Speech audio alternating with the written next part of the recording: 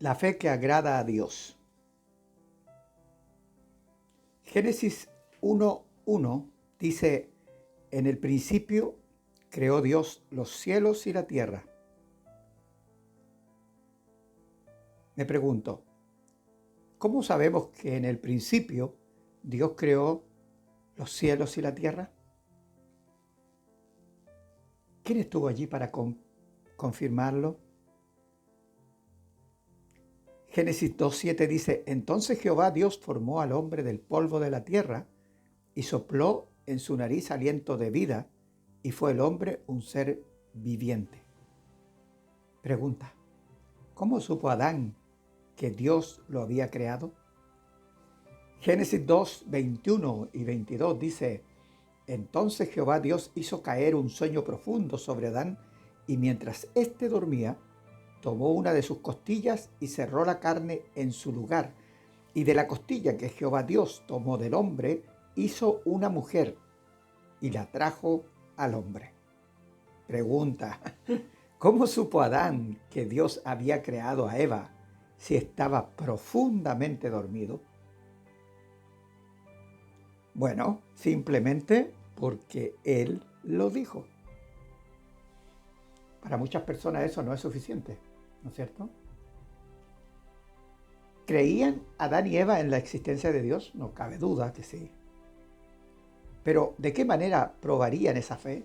Génesis 2:16 y 17 dice, y mandó Jehová Dios al hombre, diciendo, de todo árbol del huerto podrás comer, mas del árbol de la ciencia del bien y del mal no comerás, porque el día que de él comieres, ciertamente morirás. Si comían, era porque dudaban de lo que Dios les había dicho. Dios no les explica por qué no debían comer de ese árbol, solo les habló de las consecuencias. Génesis 2:16 y 17 dice, y mandó Jehová Dios al hombre, diciendo, de todo árbol del huerto podrás comer, mas del árbol de la ciencia del bien y del mal no podrás comer, porque si comieres ciertamente morirás. Eso lo dijo, ¿no es cierto? ¿Por qué? Porque si ellos creían en él, no era necesario el por qué. No era necesaria una explicación. La explicación solamente estaría confirmando que había una duda. Dios no actúa así. Dios no da explicaciones. En la fe no hay explicaciones. Claro, Dios agregó un segundo elemento a esta prueba, la tentación de parte de la serpiente, que era Satanás. Dios permitió que estuviese ahí Satanás. Si ellos creían verdaderamente en Dios, lo importante entonces era que, uno, no debían aceptar la lógica engañosa de la serpiente, porque iba a sembrar la duda. La pregunta era, ¿quieren saber qué sabe Dios que no les ha dicho? En Génesis 3, 4 y 5 dice, entonces la serpiente dijo a la mujer, no moriréis, sino que sabe Dios que el día que comáis de él, serán abiertos vuestros ojos y seréis como Dios, sabiendo el bien y el mal. ¿Dónde estaba el centro ahí de la tentación? El centro de la, ¿cómo diríamos acá? Astucia de Satanás. Está diciéndole que podrían ser como Dios. Ahora, esta es una conjetura mía, pero si comiendo podían ser como Dios y Dios no le había dado ninguna explicación, ¿no sería que Dios era lo que era porque había comido de ese árbol? Pensemos que ellos estaban en una etapa de absoluta inocencia. Podría haber pasado por sus mentes. Ahora, en segundo lugar, no debían dejarse llevar por el milagro de la serpiente. ¿Cuál era el milagro? Era evidente, porque la serpiente no habla, ¿no es cierto? Y esta serpiente estaba hablando, le llamó la atención a Eva. Eva estaba encantada por la serpiente que hablaba. 3. Adán no debía aceptar otra voz autorizada que no fuera la que Dios le había dicho. En cambio, Adán oyó la voz de su mujer sobre lo que Dios le había dicho exclusivamente a él. 4. Debía escuchar, creer y aceptar la voz de su Creador y Señor. Jesucristo dijo en Juan 10, 26 y 27, pero vosotros no creéis, le dijo a los fariseos, porque no sois de mis ovejas, como os he dicho. Mis ovejas oyen mi voz y yo las conozco y me siguen. ¿Tú oyes la voz de Dios a través de la palabra de Dios, que es la Biblia? ¿Tú te interesas por la palabra de Dios? Cuando está alguien compartiéndola, ¿tú tienes interés por aprender, por conocer más? Si es así, eres una oveja de Dios. Pero tal vez te está faltando algo, un elemento que es muy importante, que nos está faltando, porque todos tenemos que ir a este punto. Miren, ¿cómo llegamos a creer en alguien, una persona común y corriente? Porque hemos pasado tiempo con esa persona y hemos llegado a conocerle. Luego confiamos en lo que dice y en lo que hace. O por lo que hace, confiamos en lo que dice. Como al revés, por lo que hace, no confiamos en lo que dice. Ahora, en el caso nuestro con Dios, ¿cómo nosotros podemos conocer a Dios? Alguien diría, bueno, por la palabra de Dios está bien, pero miren esto. En realidad, si nosotros conocemos a Dios es porque Él se ha dado a conocer a nosotros. ¿Cómo? En Juan 1, 18 dice, a Dios nadie le vio jamás. Si no nadie lo ha visto jamás, ¿cómo podría conocerlo? Y dice, el unigénito Hijo, Jesucristo, que está en el seno del Padre, Él le ha dado a conocer. Esto no es un asunto místico, no es un asunto de que, oh Dios, date a conocer, oh Señor, quiero conocerte, pero simplemente así. No, Él ya se ha dado a conocer y lo hizo a través de las Escrituras. No solamente en el Nuevo Testamento, en el Antiguo Testamento, desde ahí en adelante, Dios comienza a establecer su plan y a llevarlo a cabo hasta llegar a la guinda de la torta, como diríamos, que es Jesucristo, quien lo da a conocer plenamente. Ahora, ¿qué dice la Escritura? ¿Qué es conocerle entonces? En 1 de Juan 3:6 dice que es permanecer en Él, que Él le conoce, permanece con Él, permanece en Él. Conoce sus caminos en Hebreos 3:10. Conoce su voluntad, en otras palabras. En 2 de Pedro 2:21 dice, conoce su justicia. Y su justicia fue establecida a través de lo que Cristo hizo por nosotros. Él hizo justicia, Él pagó la demanda del justo pago por nuestros pecados. Si tú conoces eso, conoces su justicia. Conoce la verdad. La verdad es lo que la palabra de Dios ha revelado a través de toda ella, de lo que es Jesús, la simiente escogida de Dios, en la cual a Abraham se le dice que en tu simiente serán benditas todas las familias de la tierra. Y esa simiente es Jesucristo.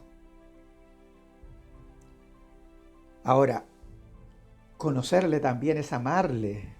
¿Y por qué le amamos? Porque le conocemos, según 1 Corintios 8:3. Ahora, Juan 14:24, le leo. Dice, el que no me ama, no guarda mis palabras. Y la palabra que habéis oído no es mía, sino del Padre que me envió. Qué importante, qué importante. Dice, el que no me ama. Ahora, vamos a entrar en el tema acá con un personaje que se llama Enoc. En Génesis 5:24 dice, caminó pues Enoc con Dios y desapareció porque le llevó Dios. Ahora, ¿qué significa caminar con Dios? Caminó pues Enoc con Dios. Hebreos 11, del versículo 5 y 6 dice, por la fe Enoc fue traspuesto para no ver muerte y no fue hallado, porque lo traspuso Dios. Y antes que fuese traspuesto, tuvo testimonio de haber agradado a Dios. Pero sin fe es imposible agradar a Dios, porque es necesario que el que se acerca a Dios crea que le hay y que es galardonador de los que le buscan. En otras palabras, sin fe es imposible caminar con Dios, porque caminar con Dios es también agradar a Dios. ¿Y qué es lo que hace agradar a Dios? Es la fe. Ahora, la pregunta es, ¿fe en qué? ¿Qué dice la Biblia cuando alguien cree en la existencia de Dios, pero no le cree a Dios? Te pregunto, ¿tú crees en Dios? Tal vez vas a responder, sí, claro, creo en Dios. Pero, ¿le crees a Dios? Y si la respuesta tuya es, a ver, no entiendo eso. Eso es no creerle a Dios. Si no lo entiendes es porque todavía no le crees a Dios, no conoces la palabra de Dios, no sabes qué es lo que Dios te está diciendo. Santiago 2:19 dice, ¿tú crees que Dios es uno? Bien haces. Pero tengo una mala noticia. También los demonios creen y tiemblan.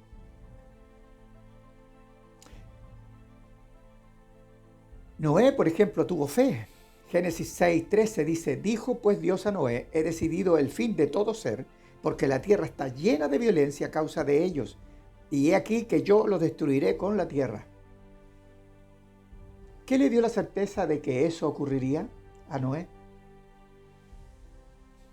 Lo que Dios le dijo, ¿no es cierto? Esa es la declaración que le hace a Noé. Ahora, en Génesis 7:1 dice, dijo luego Jehová a Noé, entra tú y tu casa en el arca, porque a ti te he visto justo delante de mí en esta generación. Dios buscó a alguien obediente, justo delante de mí. Es fácil ser justo delante de los demás, ¿no es cierto?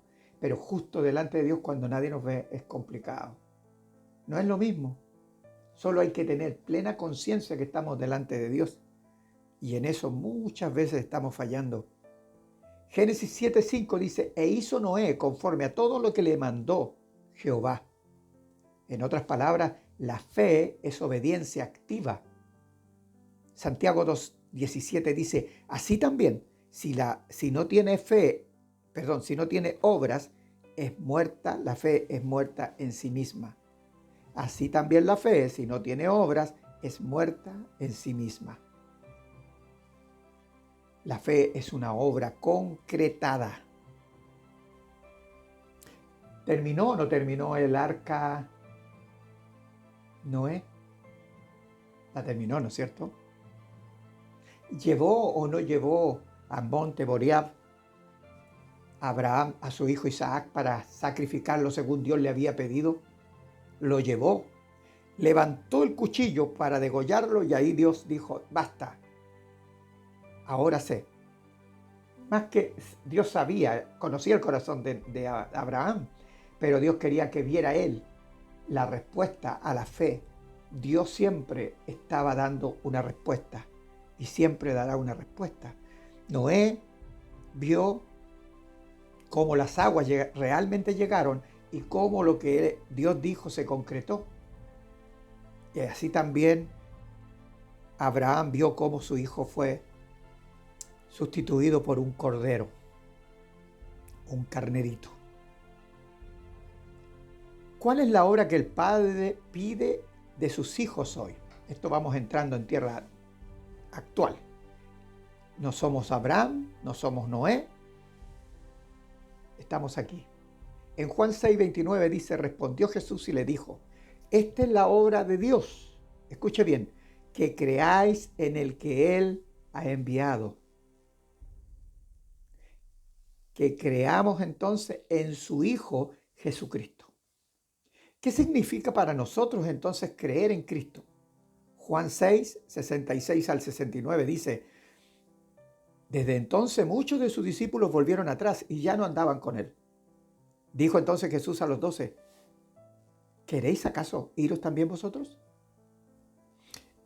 Y le respondió Simón Pedro: Señor, ¿a quién iremos? Tú tienes palabra de vida eterna. Y nosotros hemos creído y conocemos que tú eres el Cristo, el Hijo del Dios viviente. Miren lo que dice Pedro. ¿A quién iremos? ¿Tú sabes a quién ir? Sí, a mi iglesia. No está hablando de eso. ¿A quién iremos? Para salvación y vida eterna.